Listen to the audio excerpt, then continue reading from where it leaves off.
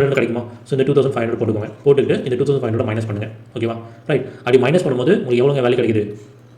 60,000 கிடைக்குது. கரெக்டுங்களா? அப்போ 60,000 அப்படின்றது தான் ஃபஸ்ட் இயரோட முடிவில் அந்த சிட்டியோடைய பாப்புலேஷன். சரி, அந்த டவுனோட பாப்புலேஷன். சரிங்களா? ரைட். அடுத்து என்ன பண்ண போகிறோம்னா திரும்ப 100 தான் இந்த 60,000. ஓகேவா?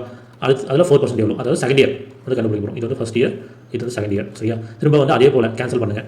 0000 கேன்சல் ஆகிடும். 600 × 4 பண்ணினா உங்களுக்கு 2400 வருது. திரும்ப மைனஸ் பண்ணணும். கொஷனில் டிக்ரீஸும் கொடுத்தா மைனஸ் பண்ணணும், இன்க்ரீஸும் கொடுத்தா ப்ளஸ் பண்ணணும். சரிங்களா? அப்போது இந்த 60,000ல் 2400 மைனஸ் பண்ணினா உங்களுக்கு எவ்வளோ வேலை கிடைக்குது?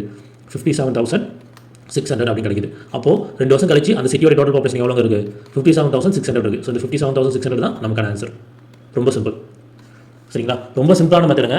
நம்ம எல்லா இடத்துலையும் மேக்ஸிமம் இப்படி தாங்க ட்ரை பண்ணுவோம் 100% வச்சு. ஸோ உங்களுக்கு இது ஏதாவது டவுட் இருக்குது புரியல அப்படின்னா மறக்காம வந்து பார்த்தீங்கன்னா கமெண்ட் பண்ணுங்கள். ரைட்.